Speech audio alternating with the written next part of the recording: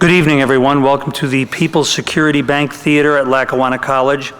My name is Jim Cullen. I'm the director of the theater. Thank you so much for coming to this evening's graduation ceremony. Excuse me. Scranton Class 237 graduation, honor, integrity, and courage. Before we begin, I ask if you have a cell phone or any electronic device that has the potential to make sound, if you would please silence it for us. Thank you. Thank you for abiding by our no food or drink policy here in the theater. And give yourself a moment to make yourselves aware of the theater exits nearest you. There's no restrictions on taking photography, taking pictures. We just ask that you do it politely, and we have our consummate photographers over there, Heather and Chris. They're gonna take a great shot for you right here. That will be made available to the cadets, as well as this event is being filmed by ECTV, and a copy of that will also be made available to the cadets. So without any further comments from myself, I would like to introduce the director of the Lackawanna College Police Academy, John Cialeri.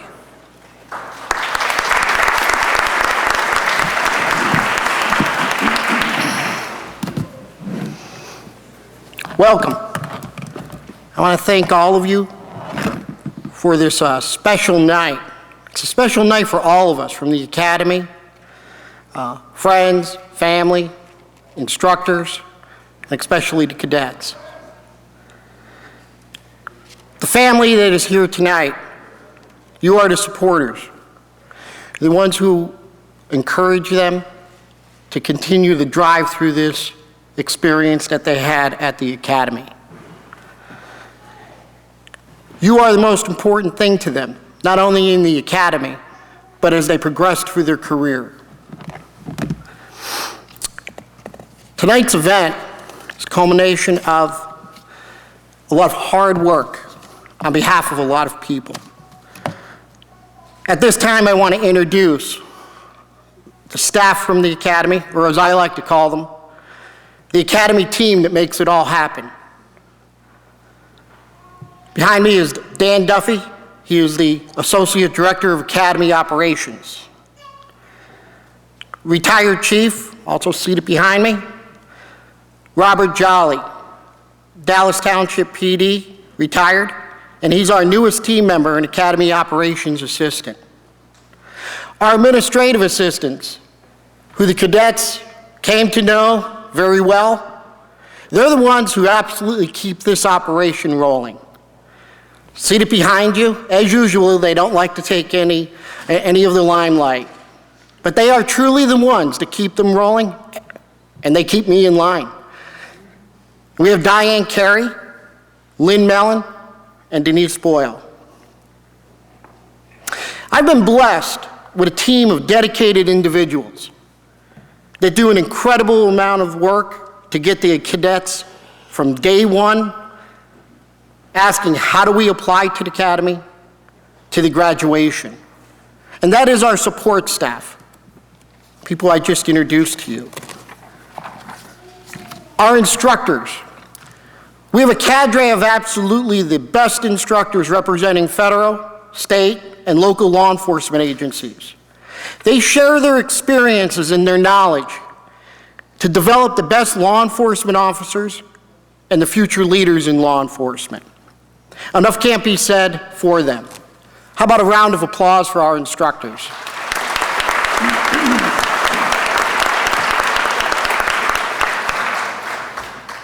Before we move on to our program, I want to introduce our honored guest on the stage to the back, behind me. First off, Brian Costanzo, Vice President of Advancement, Lackawanna College. Mr. Dominic DeNaples, Lackawanna College Board of Trustees. Again, Dan Duffy, Associate Director of Academy Operations. And our newest addition to the Academy, Retired Chief Robert Jolly. As I said earlier, retired chief from Dallas Township, and he's been a true asset to our Academy over the years. Chief Guy Salerno, Chief of Police, Blakely Police Department, member of the Pennsylvania Municipal Police Training Commission, and one of our greatest instructors. That's a mouthful. Chief. and Monsignor Thomas Maloney, chaplain with the Pennsylvania State Police, and one of our supporters at the Municipal Police Training Academy. Yay, there go. Here we go. Chief Albert Walker, Chief of Police, Hanover Township Police Department, is representing the Pennsylvania Chiefs of Police Association. Chief Paul Lucas, retired Chief, Police Department, Forest City, and representing FOP Lodge 63. Chief Lucas is seated right over here.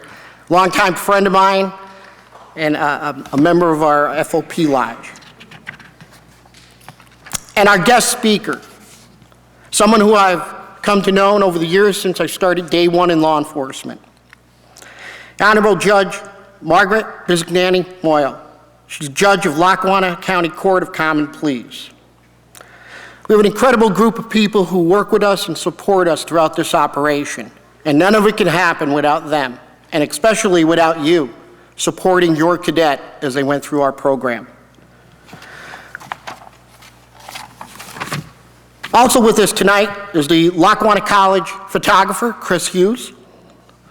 He'll be taking photos of the graduation ceremony, and these photos will be available to the cadets. Your ceremony tonight is also being recorded, and the cadets will receive a copy of the DVD as our gift to them to remember this important milestone in their life. Don't be surprised if somebody calls you and tells you that you saw your handsome folks out there on ECTV, courtesy of our videographer, Mark Miglori. Tonight's ceremony, again, is very important to those who work so hard for it. There are representatives here from the current cadet class, 240, 241, and 242. These are classes that are currently in session. And these classes are here tonight on their own time to support the graduating class. I'm going to ask that they now enter and take their places, the cadets from class 240, 241, and 242.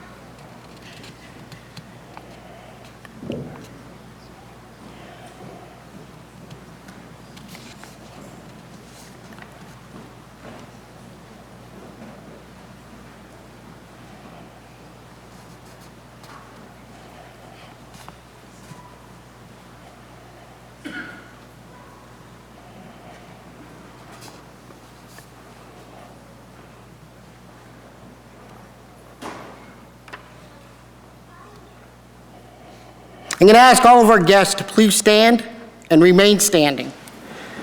For the Pledge of Allegiance, it will be led by Captain Knebel and the invocation by Monsignor Madani. As we welcome Lackawanna College part-time class 237, led by Jim Lisowski on bagpipes.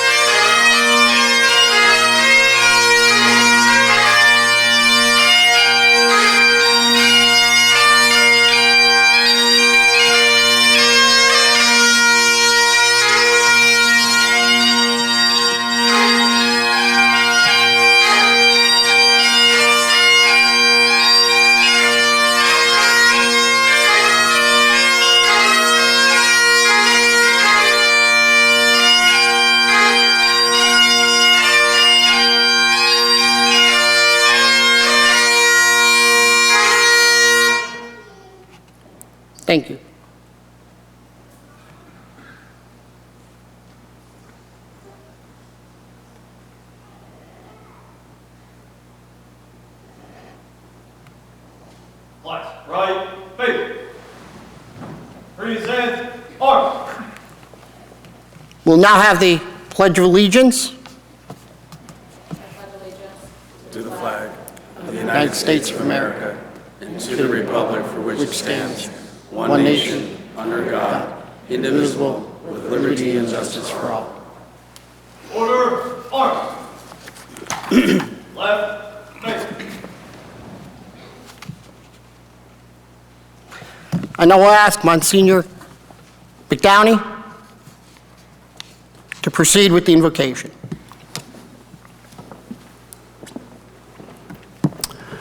Dr. Albert Schweitzer, a great humanitarian, missionary, and medical doctor, once said, "I don't know what your destiny will be, but one thing I do know, the only ones among you who will be really happy are those who have sought and found how to serve." Let us pray. Heavenly Father, today we have come together to recognize and congratulate the members of the Lackawanna County College Police Academy who will serve our Commonwealth with honor and integrity.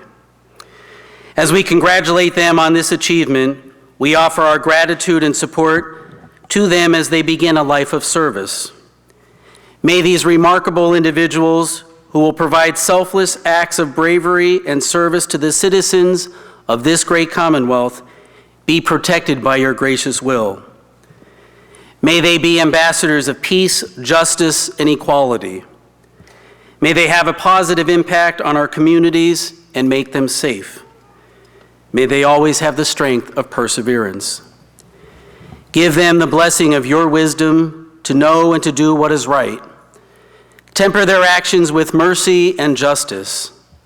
Fill them with courage to face the challenges that they endure and the dangers associated with carrying out their duties. And finally, Father, give them your blessings and provide them with your protection as they assume their roles as law enforcement officers. We ask this in your holy name. Amen.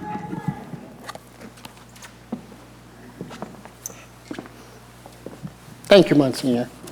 Please be seated.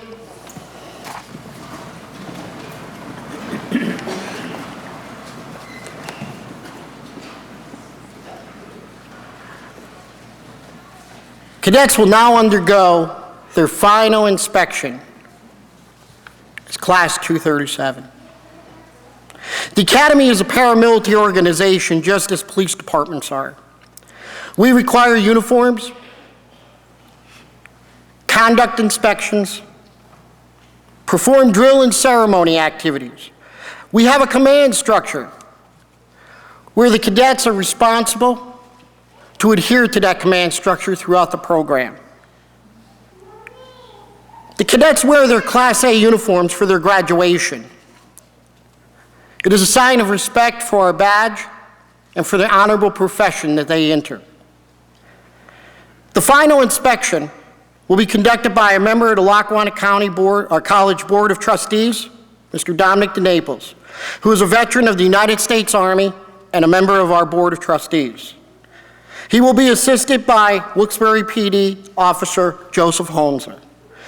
Joe is an officer with the Wilkes-Barre PD and a Marine Corps veteran. Prepare for inspection. Mr. DeNaples, Officer Holmser.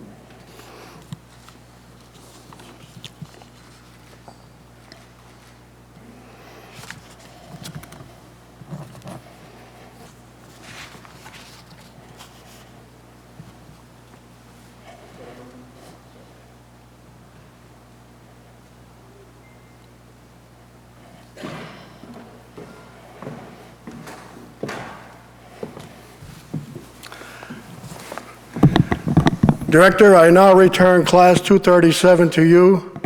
This class is well and duly prepared. Thank you, Mr. DeNaples. Officer Honza, please take command of Class 237. Last, left, face. Forward, march.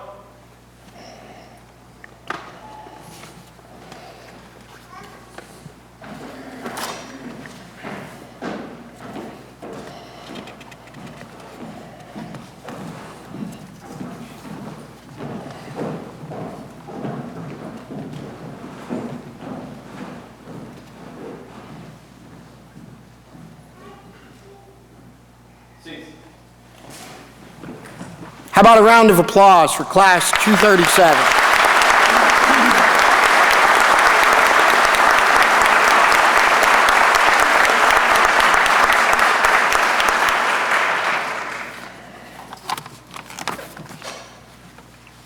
Great-looking group of officers, future officers. Congratulations. Well deserved. I'm going to now ask Mr. DeNaples. We'll now ask Mr. DeNaples to share a few words with us. Mr. DeNaples, a trustee of Lackawanna College, a supporter of our police academy program, always someone there for us whenever we need a hand, and we truly appreciate that. Mr. DeNaples. Thank you, Director. Welcome. Thank you for your attendance. My remarks tonight will be general in nature, very brief, and directed primarily to those 10 trainees. This gathering here tonight for this purpose again demonstrates Lackawanna College's contribution and commitment to higher learning, culture, and to getting people job ready here in northeastern and central Pennsylvania. Lackawanna College is not new in this teaching business. Lackawanna College has been educating and conferring degrees for a period spanning 3 centuries. We began way back in the 1800s, all through the 1900s, and now well into the 2000s. And tonight, honor, distinction, and pride have come to visit us one more time. Tonight, the honors and distinction rest with those 10 cadets, Class 237. The pride, as always, will remain here in the Academy, and more especially with all of you, the families of the graduates. More especially because you are the people who helped with the transportation, the babysitting, the tuition. You are also the people that gave them the encouragement and that little extra push to carry on and continue on when the road here at the Academy may have gotten a little bit bumpy. And folks, yes, the road here is rather bumpy.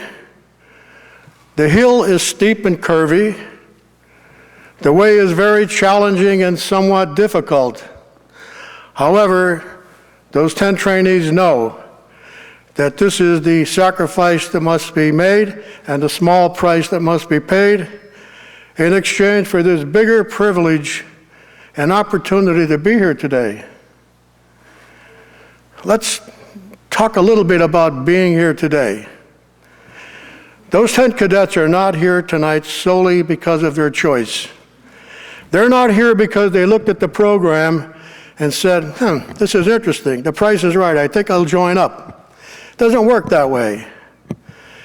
The vetting process, the screening process, and all that is necessary prior to enrollment here in the Academy is well above and beyond what the average citizen can imagine.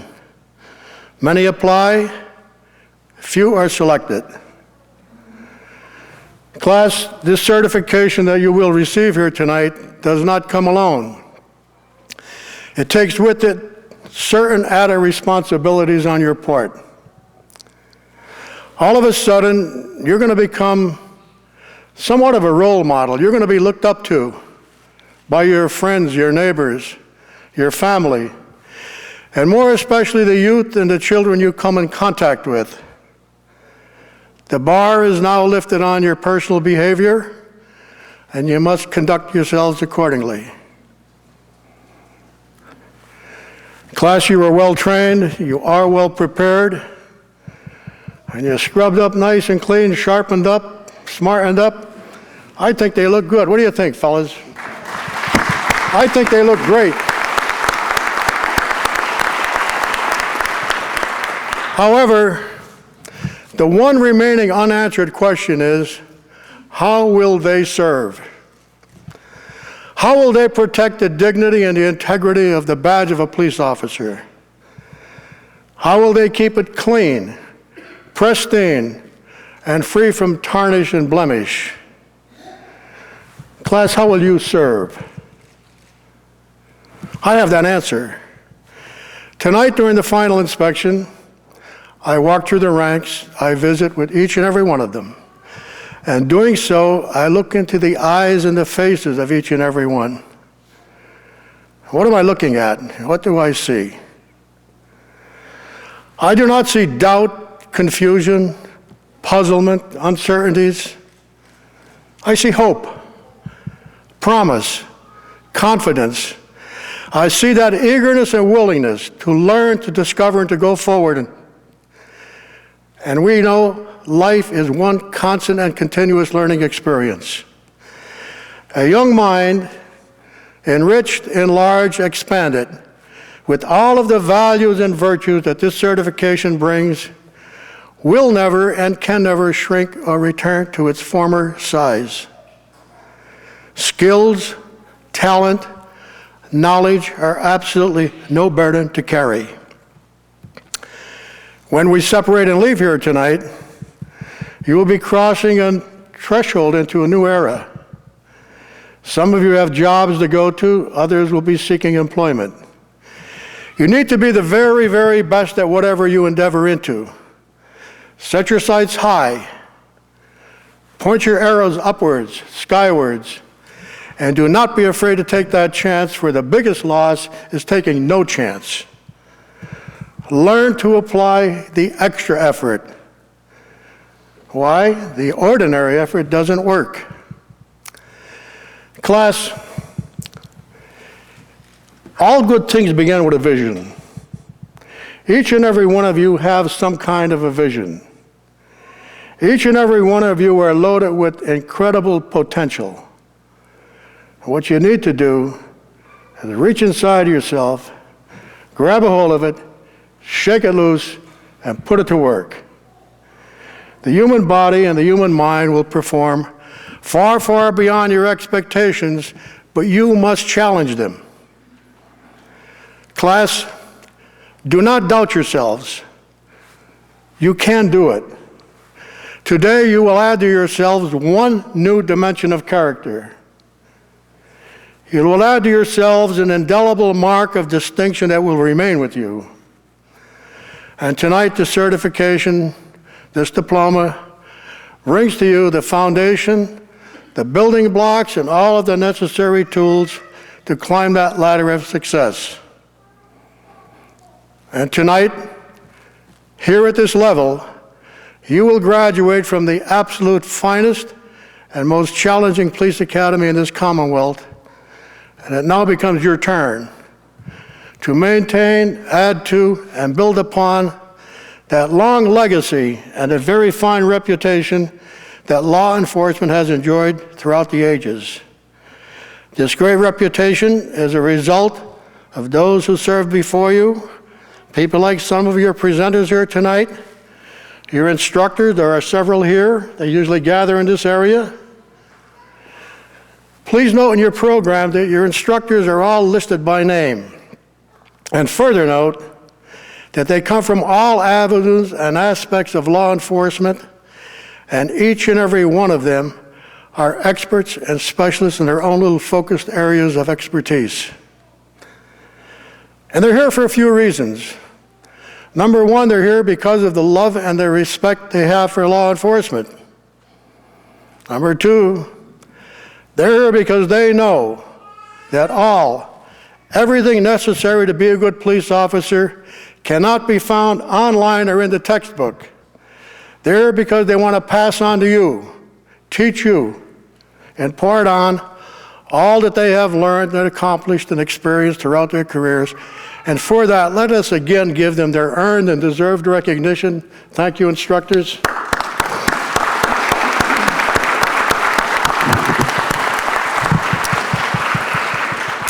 Okay, class, you're certified.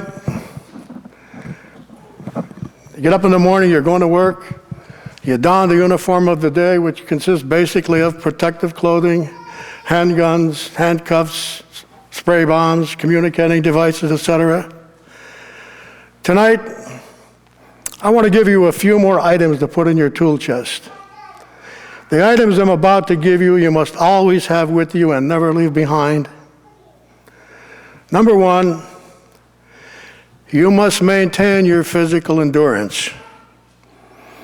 Number two, likewise, maintain your mental endurance, accompanied with the ability to evaluate a situation and react prudently, promptly, and correctly. Number three is courage. Maintain your courage. And finally, and most importantly of all, good old-fashioned common sense.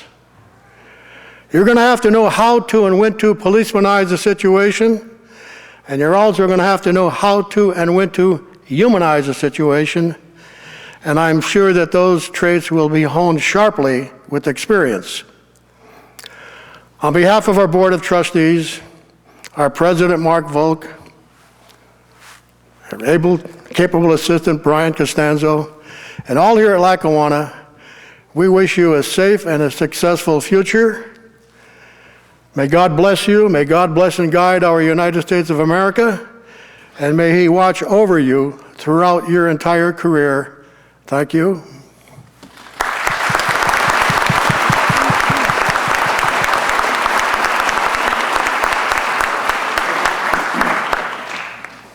Thank you, Mr. DeNaples. Some great words of wisdom. At this point in time, I'd like to introduce the chain of command.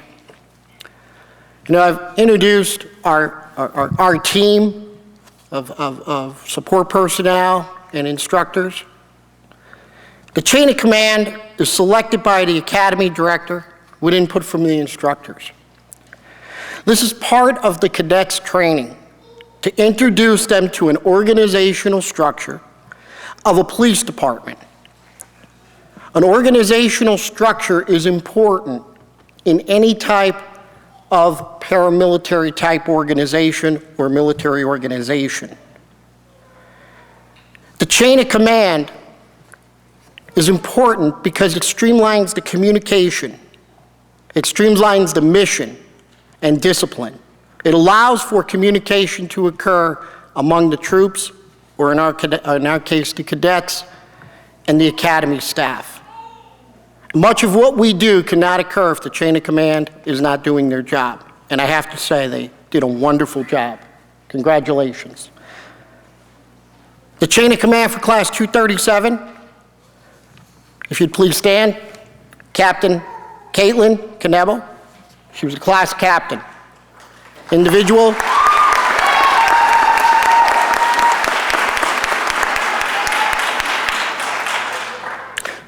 She's the individual who had to take a leadership role in order to accomplish the mission at the academy. Her worthy assistant, Lieutenant John Russo, please stand.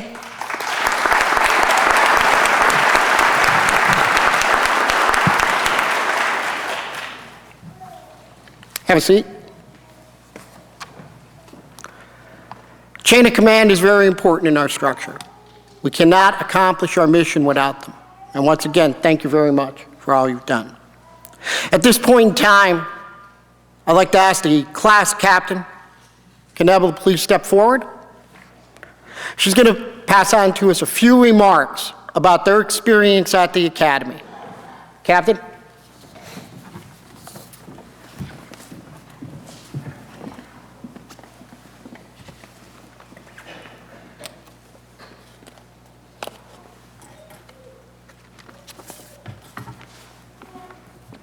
First, I'd like to start out by thanking everyone who came out to be with us tonight.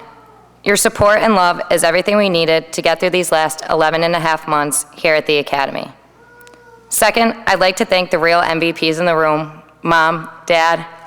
I truly have no idea how you tolerated me this past year, but your support and motivation to help me get through this difficult phase of my life means absolutely everything to me. There were times I came home emotionally distraught or completely stressed out beyond belief, but something I'll never forget is when you both said, "When you're ready to talk, we're here." I can't explain how much those simple words mean so much. I love you both and can't thank you enough for everything you've done for me. Next, I'd like to thank everyone at the Academy for making this moment possible. Not only was this a difficult time for us, but I know it was also a difficult time for the administration staff as well, with the death of our director, Mary Ann Grippo, in October 2017. As Monsignor Maldani said best, Director Grippo was bold in her conviction, loyal to her friends. She was one who taught us the ability to go beyond ourselves for the sake of another. While we only had a short 5 months with Director Grippo, she constantly reminded us what it takes to have honor, integrity, and courage, and from here on out, to always keep our head on a swivel. Even though her death was very sudden and unexpected, it threw everyone at the Academy a curveball. However, if she was here to tell us one thing, I know for sure it would be, you have a job to do, and you must keep going. That's exactly what everyone did in this academy, from the administration staff to the instructors. They kept the ball rolling and made sure that the job she would have wanted done was getting done. So thank you again for making us cadets the main priority. You truly don't get enough credit, and we appreciate you way more than you know. Now, let's take a trip down memory lane from when we first started on May 8th, 2017. It was day one of our journey, where we all met downstairs in the lobby with Instructor Fellinger. Our first assignment was to stand at attention until being told otherwise, thinking to ourselves, how hard could this be? Then, after 15 minutes, I looked to my left and saw that Jones was going down for the count, passing out not once, but twice. Luckily for him, public safety was watching the cameras and brought him a Snickers bar to bring him back to life. One by one, we all went upstairs, where our fate rested in the hands of one state trooper and several law enforcement officers. At that very moment, the only thing running through all of our minds was, what did we get ourselves into? Day one taught us the ability that your body can do so much more than what your mind is telling you. When walking into what I like to call the room of torture, written on the board was, you are not a victim.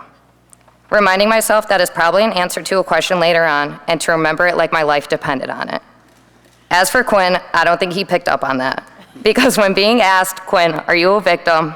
His answer was a loud and confident, yes, sir.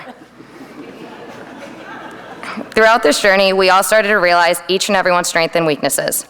For example, never get in the car with Russo if he's behind the wheel. Somehow, he managed to take out almost every single cone during the driving course. Or when Grunzo would try to grill during range days and would either burn or undercook everything. The only thing the Academy doesn't offer is grilling classes. On the other hand, Jones may not be great at standing at attention, but he does have a sniper's eye behind a gun. And when it came to writing notes, you can bet on everything that Patchouli had it written down. Not to mention, when it came to the schedule, Rosario took the role as our personal secretary, having every hour calculated to which instructor even administered our test to us.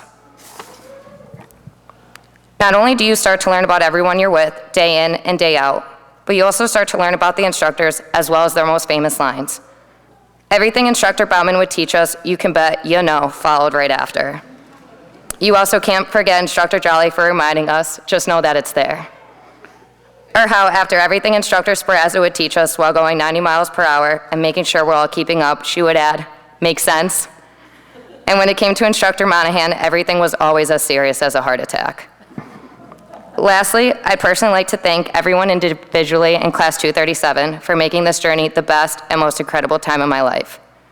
Right now, you guys are probably thinking to yourself, caps on a soapbox, or how you'll never have to hear the words volunteer or be voluntold ever again.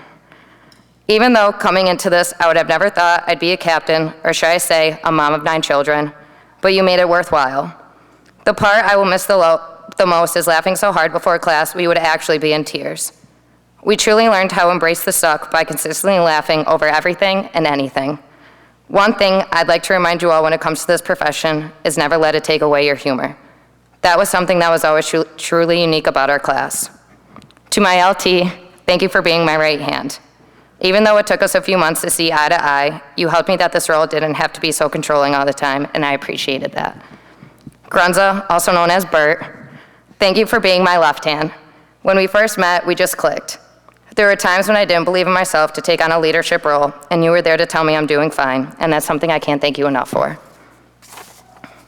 Jones, also known as Ernie, you were the baby of the class, but always made sure you kept everyone in line. For example, making sure no one ever fell asleep because you would be there whispering as loud as possible, "Get him, Hess, get him." I'll never forget when you bought the class coffee and turned and looked right at me saying, "Cap, I got us cafe mocha." Completely confused, I pick up the K-cup, and I kid you not, it said cafe mocha. You always had a way of pronouncing everything in your own special way. Hess, thank you for reminding me that even when I turn 40, I never truly have to grow up. You were my desk mate since day one, and I wouldn't want anyone else because they would have been annoyed at the fact I took up the entire desk all the time, or how we would both laugh at the most inappropriate moments. Cadwalder, also known as Caddy, you never said much, but always had the best comments at the most random times. Thank you for always getting the lights and never knowing how to work the computer, even though we all insisted that you did. Patchouli, thank you for always being the mom of the class. You were the one to get the most emotional, but always made sure everyone was taken care of. Being a single mom of two while working full-time and going to school wasn't the easiest process for you, but you most definitely made it seem easy, and that's something that really inspired me most about you and Rosario. Quinn, also known as Sergeant Slaughter, we go way back even before this academy. It was a comforting feeling on day one knowing I was going through this journey with someone I knew for years. I'm sure our friends are looking at us now saying, I can't believe these two survived the academy together. Rosario, also known as Mumu, thank you for having the most contagious laugh. That was a blessing and a curse all at the same time. Because once you got going on a laughing spree, I was right behind you, as was everyone else. Driving an hour and a half to class almost every day was a difficult task, but somehow you never complained, and I always appreciated that. Perry, even though you just joined our class a few weeks ago due to being a partial waiver, we like to refer to you as company, and tried to be on our best behavior when you came so we didn't scare you away with our antics. However, we all think you were a great addition. Tonight, as we leave here for the last time as cadets, we officially become a part of something so much bigger than ourselves.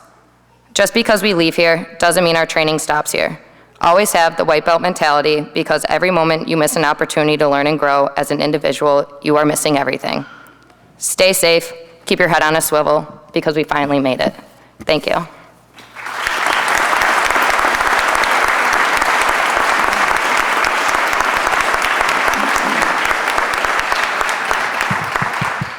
Thank you, Captain. Although there was one thing left out. Now, remember we talked about honesty. Who broke the coffee pot? There you go. Sorry. Little inside joke. Captain mentioned our past director, Marion Gripple. I've known Marion Gripple since I started in law enforcement in 1986. She was the director of the academy. I was one of her associate directors. And we lost her during this class. And I was fortunate enough to have the opportunity to follow her in a leadership role at Lackawanna College Police Academy. This is my second graduation, and it has truly been an honor to be the director and see you graduate today. And I want to thank you for that. Our guest speaker tonight, someone also I've known since I started in law enforcement, the Honorable Margaret Bizignani Moyle. She was born and raised in South Scranton. 1980 graduate, Scranton Prep. 1984, she received her Bachelor's of Arts in Political Science, and in 1987, her Juris Doctorate from Catholic University of America in Washington, D.C. In law school, she was elected president of the Student Bar Association. In January 1988, Judge Moyle began her career as an assistant district attorney for the Lackawanna County District Attorney's Office, where I've come to know her very well. While serving in that capacity, she handled many serious crimes, including rapes and murders. In November 1990, Judge Morrow moved with her husband to Miami, Florida. After having been admitted to the Florida bar, she was hired as an assistant state attorney by former United States Attorney General Janet Reno, who was then serving as a state attorney for the Miami-Dade County, Florida. In 1993, Judge Morrow was promoted to assistant chief of the Sexual Battery Division. In March 2000, we were fortunate enough to have her return to Lackawanna County District Attorney's Office. And in 2005, she was accepted as a Special Assistant U.S. Attorney for the Middle District of Pennsylvania. In May 2006, Judge Morrow was promoted to Deputy District Attorney for the Felony Drug Unit. She was selected as a Prosecutor of the Year by the Scranton Police Department. In October 2005, she was hired as a part-time civil litigator at the law firm, a Mulligan law firm. In that capacity, she handled a wide variety of cases from tort litigation to zoning.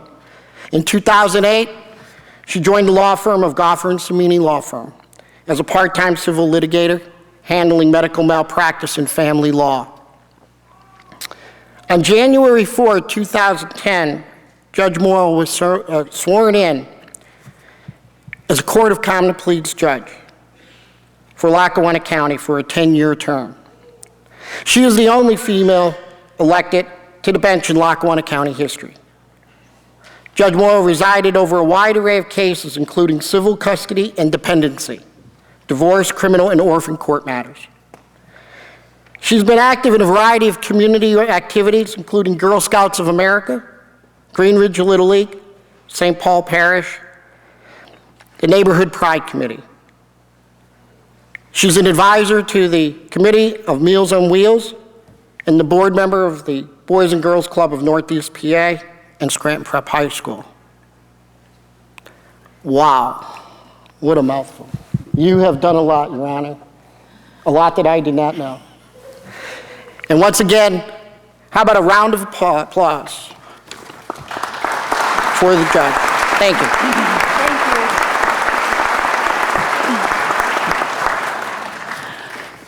Well, it's hard to follow John's kind words about me. And I guess my secretary sent you the long version of my bio as opposed to the short version of my bio. So I'm so grateful and honored to be here this evening on this very momentous occasion for the graduates and their families. So I want to begin by, first of all, offering my congratulations to the 237th graduating class of the Lackawanna College Police Academy. It's hard to believe that there have been 237 graduating classes, but as Mr. DeNaples said, Lackawanna College has been in the business of educating area students for a long time. Actually, I didn't realize it spanned 3 centuries, but obviously they've been educating police officers for a very long time. And I'm grateful as a citizen of Lackawanna County to have them right here in our county providing this service. So I know that to get here to this day, it has been quite an accomplishment for both you and your family. As the speakers have already alluded to, it's not something that anyone can do themselves. You need the support and understanding of your family behind you to help you master and succeed in this very rigorous and challenging coursework. So I do want to acknowledge the family members that are here tonight as well, so continuing their support of you. At this time, I would like to acknowledge the family of our of District Attorney Robert Klein, who is being honored tonight in this ceremony. His memory is being honored tonight in this ceremony. His wife, Kelly Jo Klein, is seated right here in the front row, along with their 3 children. Sorry, I knew I was going to have a hard time getting through this part, but Robert, Olivia, and Nicholas are here tonight as well. I had the pleasure of working with Bob in the district attorney's office, so it's very meaningful. This means a lot to me to be able to speak tonight at this particular graduation. But Bob's family is here. They're seated in the front row, and I'm thrilled that they're here tonight to also support the graduating class in this very special occasion. But I also want to point out that if, for many of you, maybe you saw in the paper a few weeks ago, Bob and Kelly's youngest son, Nicholas, is here, and he was a member of Holy Cross High School mock trial team. They won districts and regionals, and they went on to compete at states. So I want to acknowledge that as well. We should give them a round of applause.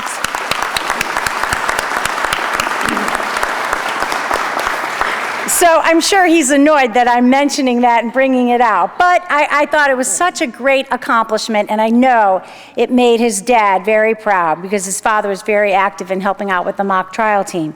I also want to acknowledge two of Bob's closest friends and former co-workers. They're also seated in the audience tonight, Attorney Frank Castellano and Attorney John Notariani. Frank, John, Bob, myself, Marianne Grippo, we all work together in the district attorney's office. And in that office, there is a great deal of camaraderie. And so it's very, very touching to be here. It's very touching to have Bob's family here and to have Bob's closest friends and confidants here. I would also like to acknowledge the dedicated professionals who teach the courses here in the Act 120 program, including the newest director, John Chilleri. Where's John? Oh, right here behind me. John Chilleri, and the associate director, Dan Duffy.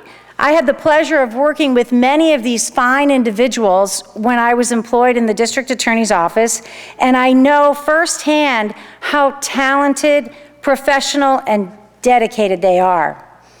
It is only fitting that the graduating class has chosen to honor District Attorney Klein at this ceremony.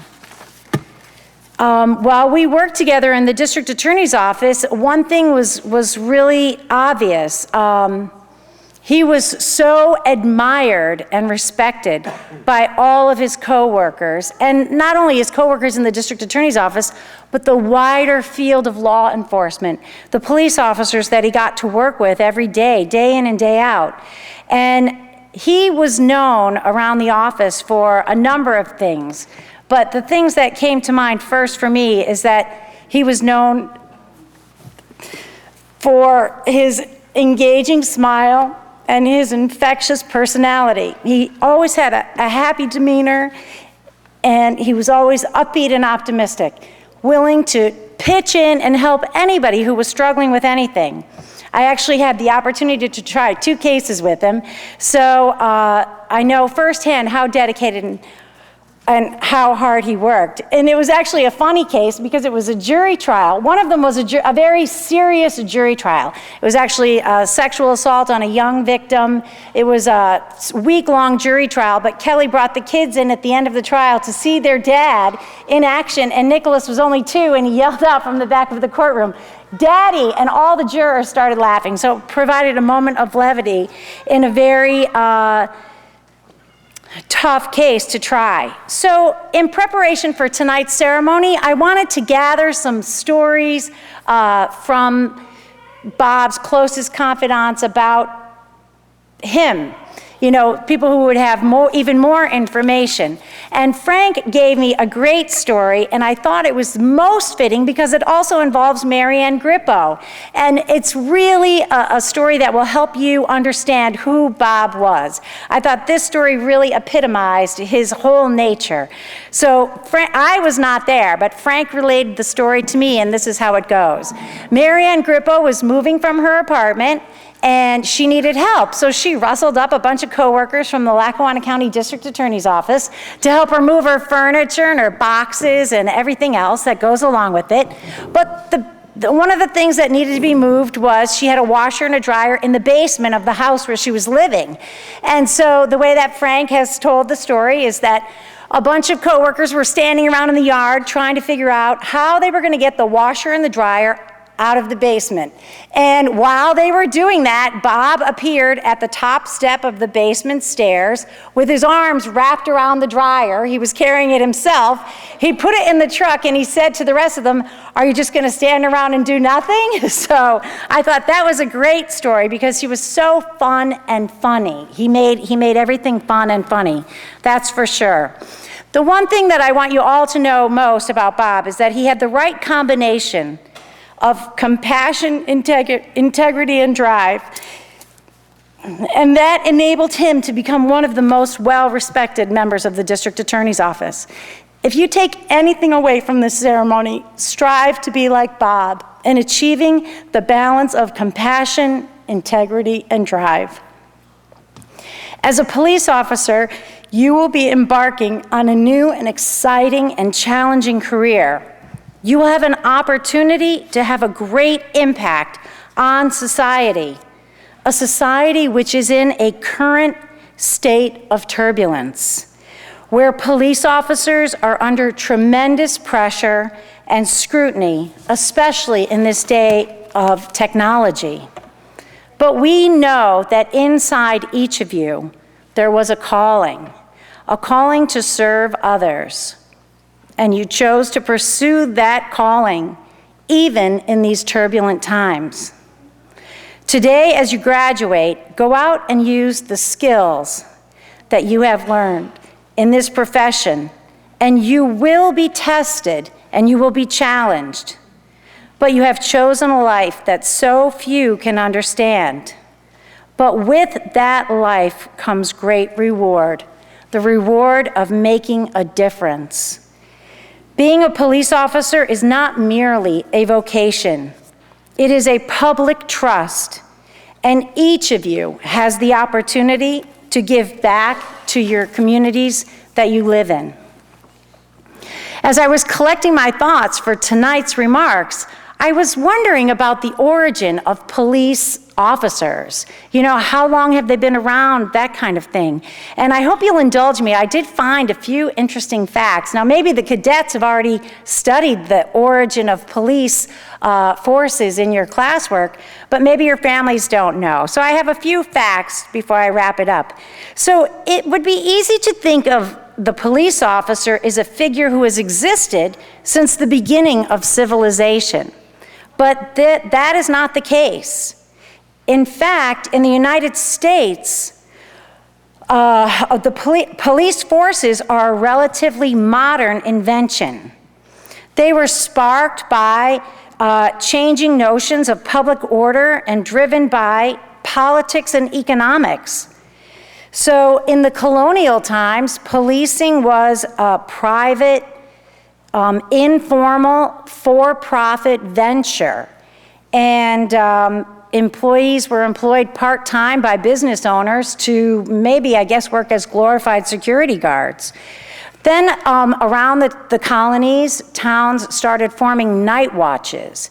And these were volunteers, and these individuals would volunteer for a particular shift on a particular day. But from what I read, those night watches were largely ineffective because the volunteers were often sleeping or drunk. So, and we're talking about the 1600s, you know, in Boston and Philadelphia and in New York. But then later, as cities grew, the concept of the night watch on a voluntary basis was ineffective and falling out of favor. So the first publicly funded organized police force with officers on duty full-time was created in Boston in 1838. At that time, Boston was a shipping center and it had a huge port. And the business owners had been hiring people to protect their property. But the business owners realized that they could save money themselves if they got the city to hire police officers, and they told the citizens that this would be good for everybody because the police officers would be protecting the collective good. So it was in the late 1880s. By the time the late 1880s came around, all major US cities had police forces. So these police forces, though, in the late 1880s and the very early part of the 1900s, were not effective in that for example, there were political machines, let's say in New York City, and there were political wards, and the ward bosses appointed the sergeants of the particular precincts. So the precincts lined up with the political wards.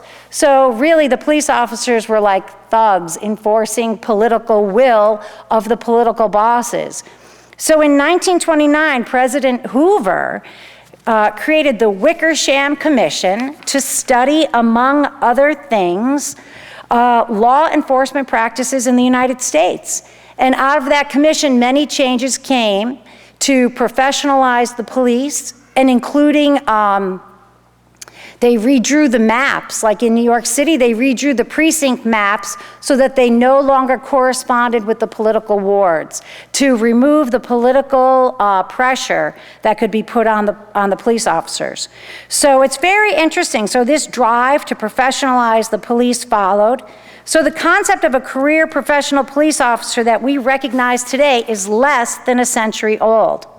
So in closing, I just want to offer you a final few thoughts. There's a quote that I love by Maya Angelou, and maybe you've already heard of it. It's one of her more famous quotes. But I'm going to tell it to you, and even though it doesn't pertain to specifically to police practice, it pertains to human.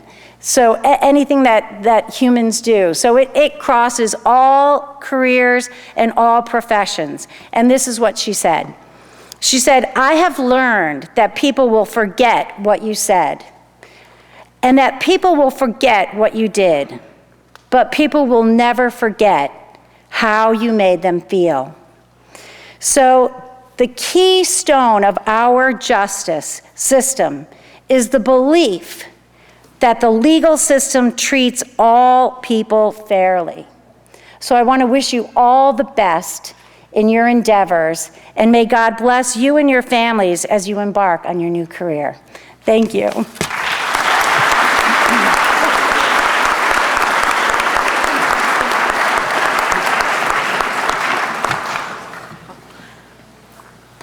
Thank you, Your Honor. Very nice. At this portion of our program, we have a class awards that we award to every graduated class. And the award system was started quite a few years ago. And it's to recognize some outstanding achievement. There's a variety of categories that we give awards in. The cadets, they do not know until this moment who the award recipients are. We keep that a secret. The first award, Driver Proficiency Award. It's sponsored by the Pennsylvania Chiefs of Police Association. I'm going to ask Chief Al Walker, please step forward, to join us in presenting this award. Tonight's Driver Proficiency Award is awarded to Cadet Jeremy Hess.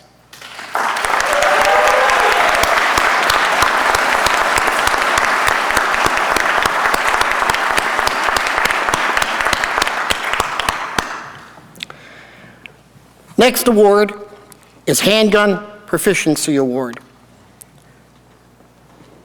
This award is sponsored by the Northeast Pennsylvania Chiefs of Police Association. I'm going to ask Blakely Police Chief Guy Salerno to please join us in presenting this award. The Handgun Proficiency Award is awarded to Austin Jones.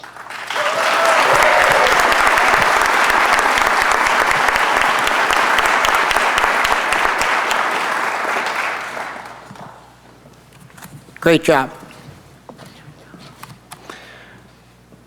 The next award, the highest scholastic achievement award. After the death of our director, Mary Ann Grippo, we have decided to change this award a little bit. It still is the highest scholastic award, but is the Mary Ann Grippo highest scholastic award. It's presented to the cadet who achieves the highest combined score throughout the academy program. I'm going to ask my partner, retired Chief Bob Jolly, if he'd step forward, to join me in presenting this award to Cadet Jeremy Hess.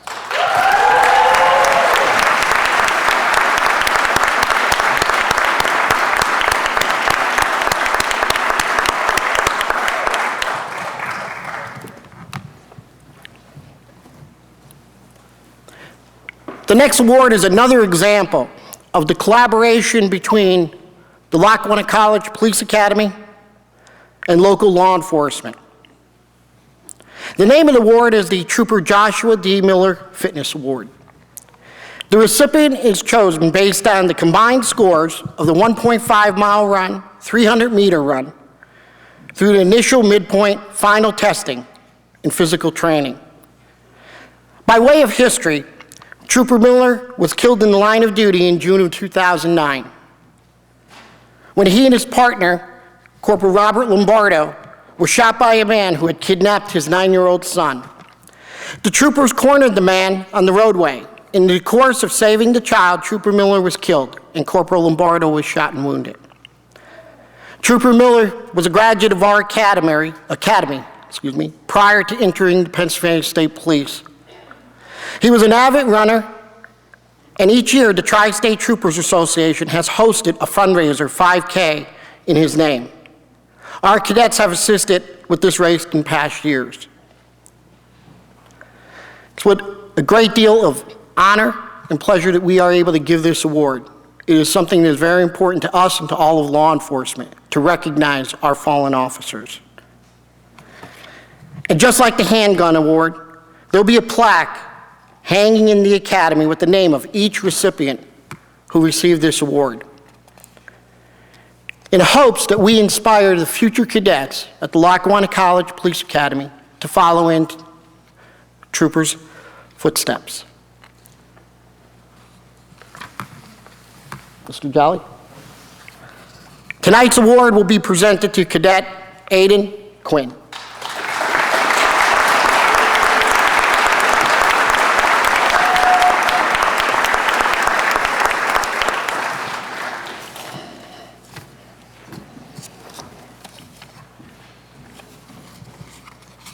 The next award is very special to many of us in law enforcement in northeastern Pennsylvania.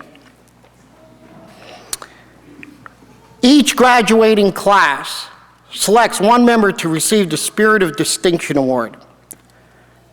The award is named for one of our graduates, Officer Daniel J.J. Lomax.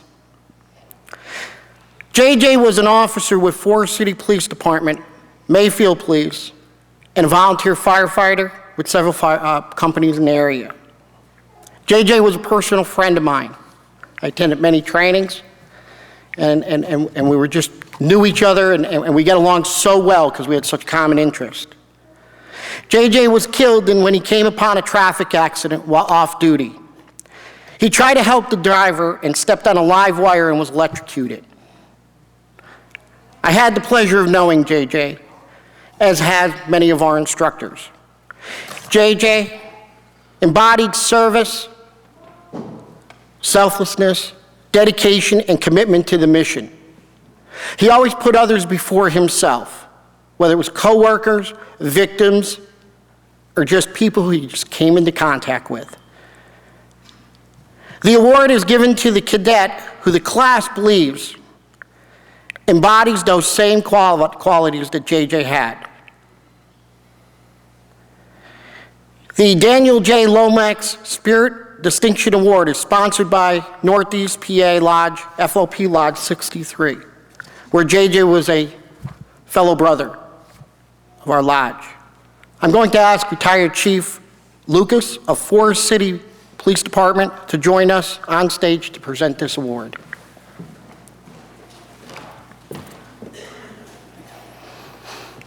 Class 237 has chosen the recipient of this award, Cadet Robert Grunza.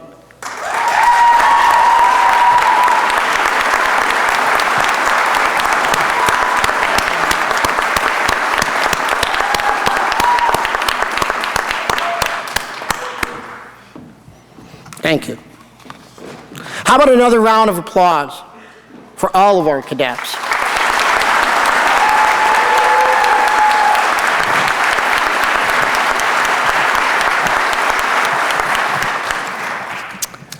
At this point in time, it's the time that we get to do what we all came here for, present certificates. The cadets are given an option of having someone close to them in law enforcement, military, or just someone who has impacted their life. Some of the cadets have elected to do so, and I'm going to announce the presenters. The first certificate that we're going to hand out is to graduate Aaron Perry. Please step forward.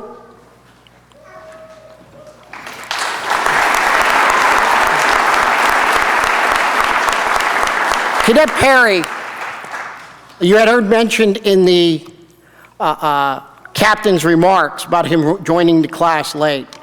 Commonwealth of Pennsylvania has a unique program in that it wants to recognize individuals who have law enforcement experience and talent outside of the Commonwealth. It could be the military, it could be in other forms of training that they receive. Cadet Perry is one of those individuals that went through the waiver program, and we were proud to have you. You were definitely it was an honor to meet you and have you as part of our program. Cadet Perry has chosen his presenter, Chief of Veteran Affairs, Police Department, Albert Felker.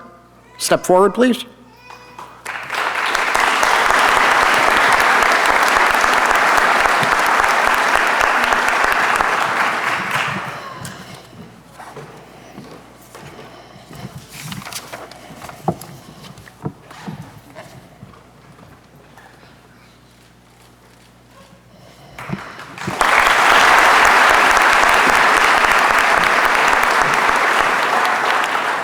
The next certificate, Captain Catherine Knebel, presented by her stepfather,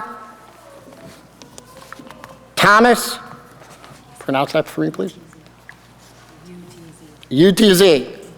I apologize. Sir, please step forward.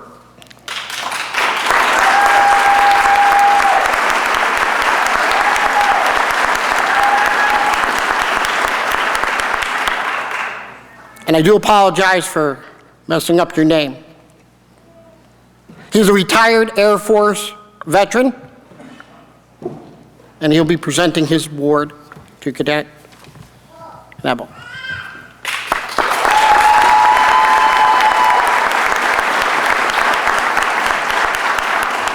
Cadet Jeremy Hess, presenter. Officer Kevin Jones of the Bangor, PA, K-9 officer for Bangor PD.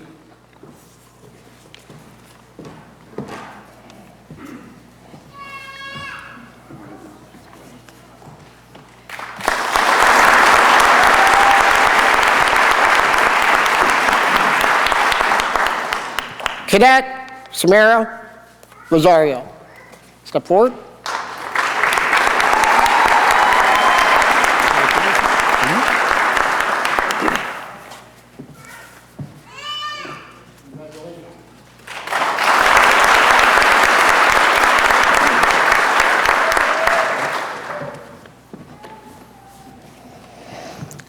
Cadet Derek Cadwalder.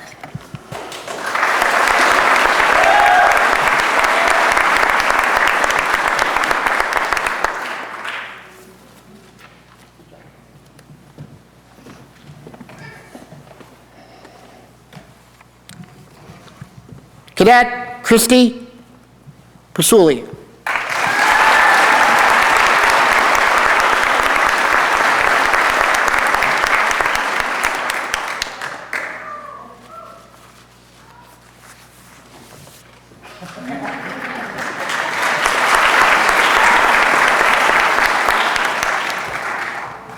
Aiden Quinn, Cadet Aiden Quinn.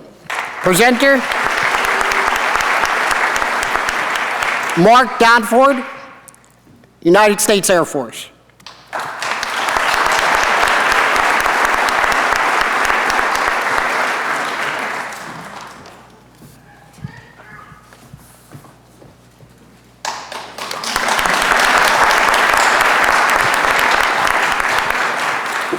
Cadet Robert Grenza, Certificate presented by Chief Guy Salerno, Chief of the Blakely Police Department.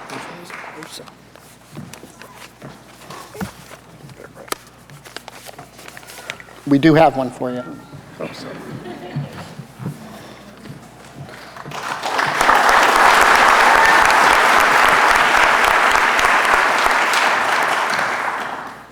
Cadet Austin Jones, being presented by Officer Kevin Jones, his father, and PSP Trooper Dan Jones, his cousin.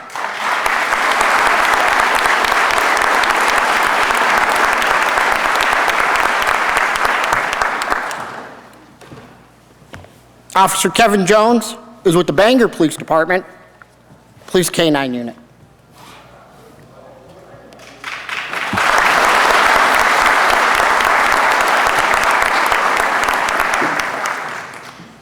I had to take a double take on that one. I have a cousin, Dan Jones, who was also in Pennsylvania State Police. He didn't tell me he was going to be here tonight.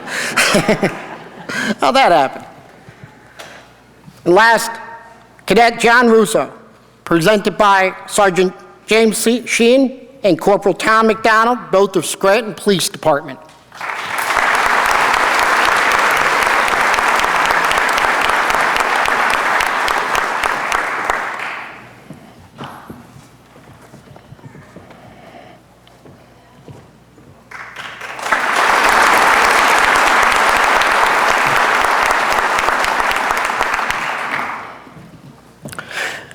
You see several officers who are appearing in uniform tonight. And that we give the officers the opportunity who have been hired by police departments already to do so. And if you'd please stand as I call your name. Jeremy Hess, Cadet Jeremy Hess of the Rosado PD.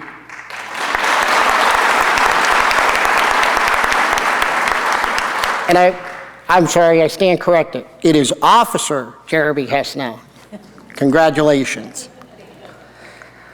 Officer Austin Jones, Portland PD.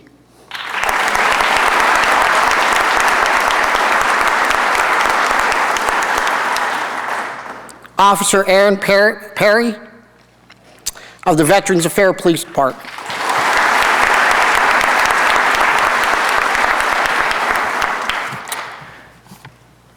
Each class is instructed to choose a fallen officer to whom they dedicate their training and graduation. The tradition underscores for the cadets the serious nature of their job and how important it is to perform their duties with honor, not only for themselves, but for those that serve in the criminal justice system. But in order to do justice to the men and women and the canines who lay down their lives in this profession, we'd started this program. Each class upon graduation then becomes referred to as the name of their fallen officer or individual who served in the criminal justice system. Class 237 has chosen Susquehanna County District Attorney Bob Klein.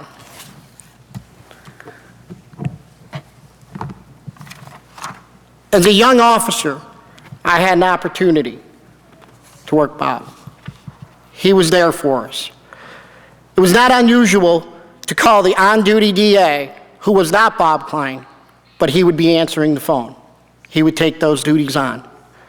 And then share his cell phone number with you and say, listen, you ever get in a jam, you don't know what to do, you need to interpret something, you need help with a criminal complaint, call. And I can tell you, he was there for all of us. And to his family, he stood by us all the time. He was there for law enforcement. He was a true hero to us.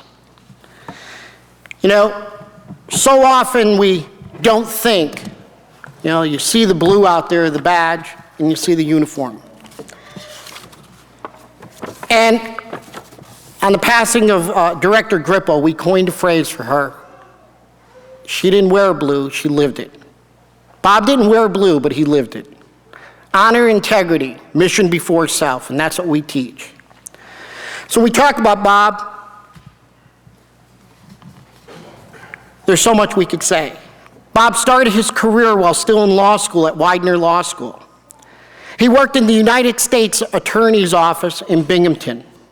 While interning there, he was able to successfully argue before the Second Circuit Court of Appeals. After graduation, Attorney Klein went on to work as a deputy district attorney and then assistant district attorney for Lackawanna County, where he was the head of the homicide by motor vehicle and DUI unit, as well as a special assistant county solicitor for the involuntary commitment of sexually violent predators. Attorney Klein was elected district attorney in Susquehanna County in 2015. Attorney Klein instructed statewide for the Pennsylvania District Attorneys Association on drug investigation and sexual offenders, as well as for the Pennsylvania State DUI Association. Attorney Klein passed away much too young on December 27, 2017, at the age of 53, and is survived by his wife Kelly Jo, son Robert, daughter Olivia, and son Nicholas. Lackawanna College Police Academy will forever remember Attorney Robert Klein, as Scranton Class 237 will now be recognized as the class Attorney Robert Klein. This graduation ceremony is dedicated to Attorney Klein's honor, and the training of these cadets has been dedicated to his service. We have a plaque that we prepared in honor of Bob. Engraved on it is his name and the name of all of the cadets from Class 237. We are presenting it to his family members who are here tonight in the audience.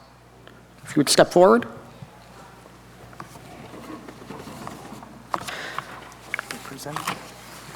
Yeah. We both will.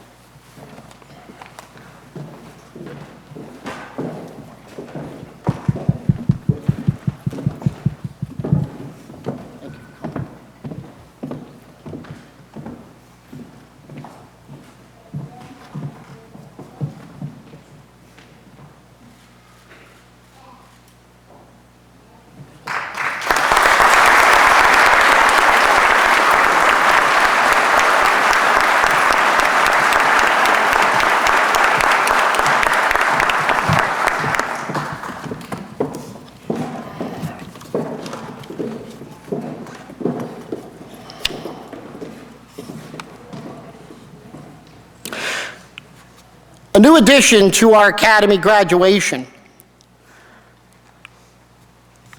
About a month ago, we began discussions with an organization and we formed a partnership with them. The Never Forgotten Ride is an organization that mission is dedicated to keeping the memory of our fallen heroes alive. They approached us and they said they wanted to do something important. And they wanted to do something really good for graduating cadets to help them along their way in this career. And they had offered, and are here tonight, to give a $50 gift card to each graduating class member for the purchase of police equipment that they will need as they begin their careers. I'm going to ask Ann Camerata and Joanne Stefersky to join us on stage.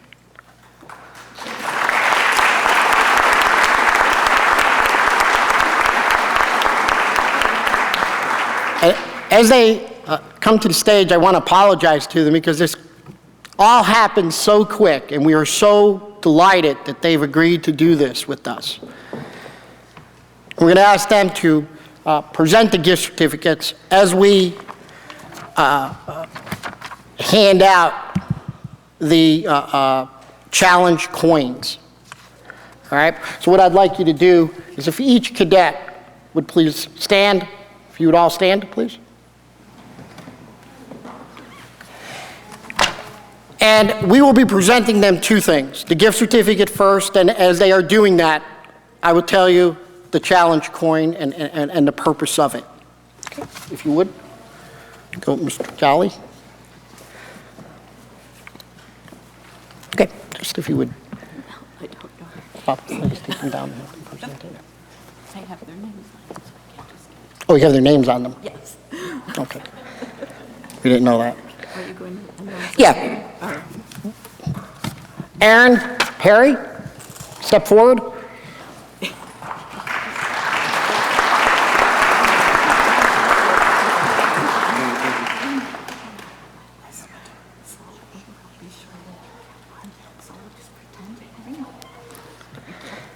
Caitlin Knebel.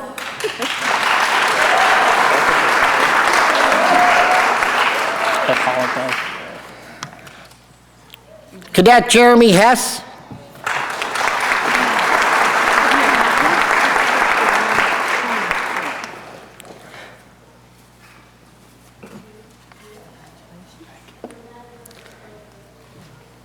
Cadet Samara Rosario.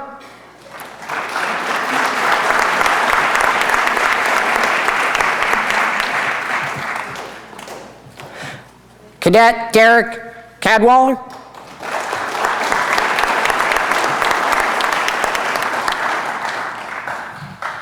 Cadet Christy Pasuli. Cadet Aiden Quinn.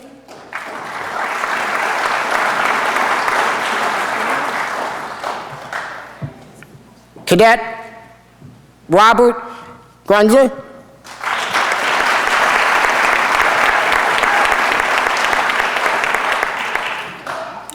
Cadet Austin Jones.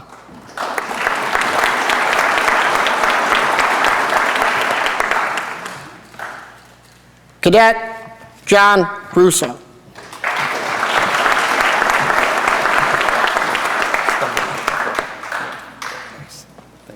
I'd like to thank both of you. And again, I do apologize. This was an offer they made to us to honor our cadets. And once again, how about a round of applause?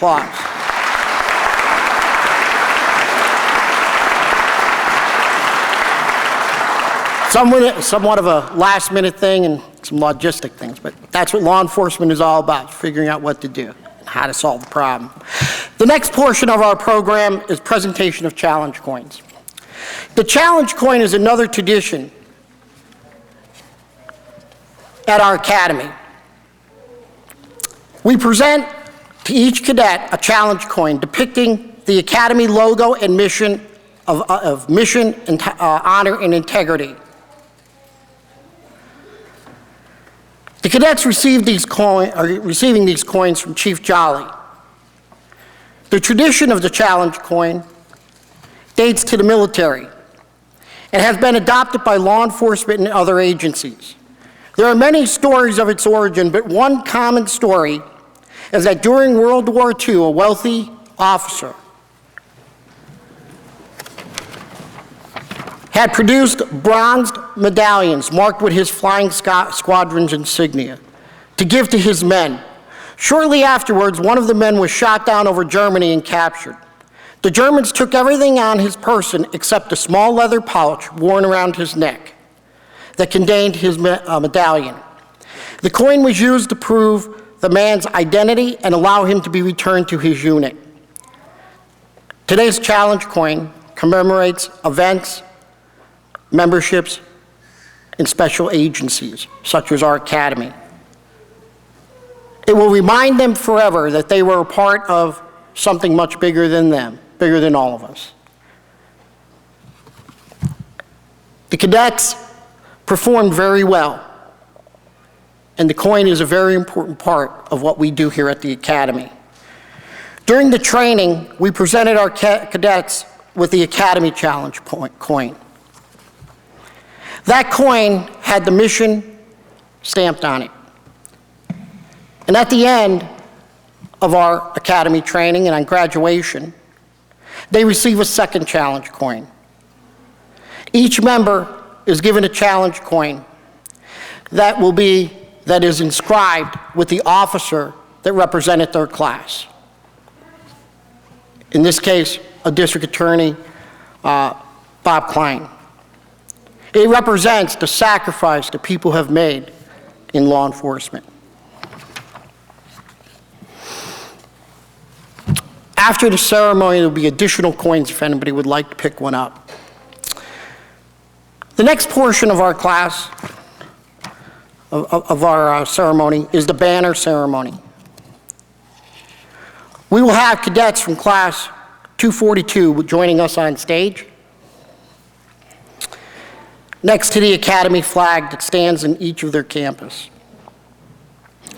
The outgoing class captain, Captain Knebel, will be presented with a banner.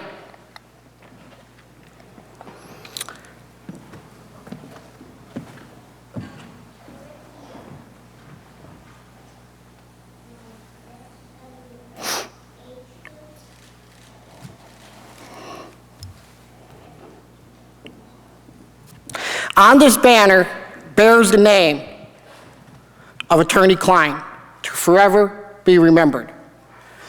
The recipient of the banner is the class captain from class 242. The banner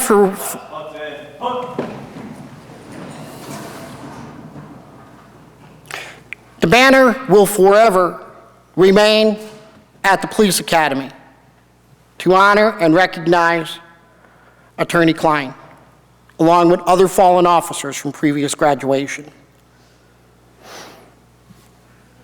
The flag is adorned with streamers bearing the names of fallen officers who have been honored since the inception of this program that was started many years ago, when my assistant, Mr. Duffy, was the director at the Academy. The flag stands as a reminder to each current and incoming cadet of those who have gone before them in this profession, so they can respect the importance and magnitude of the commitment they are making. Captain Zarek is the recipient of the banner, as she is the captain for Class 242. If you'd all just join us in honoring the officers and all fallen officers. In closing, I want to thank everyone, again, family members, friends, co-workers, honored guests, staff and dignitaries, for all of the hard work that you've all put forward to make this a success. As we depart tonight, Officer Honza will take command of Class 237 for the final time, now and forever known as Class 237, District Attorney Robert Klein. Thank you, and have a good evening.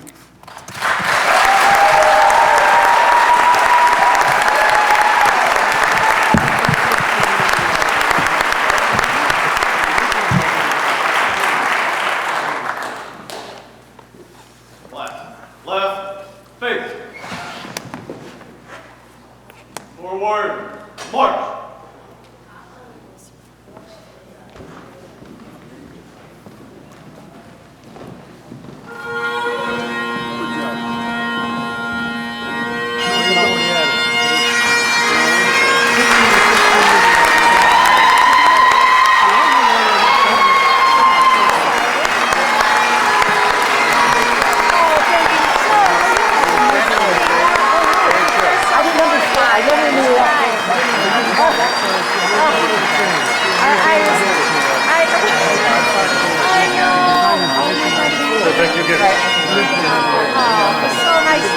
So nice to meet you. Thank you. Thank you. Take care. It's tough.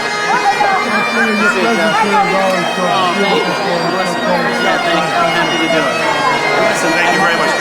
Good to see you. Because he gets up there and you're always spot on. And you don't do it. They just told me that Dave Well, you do. cancer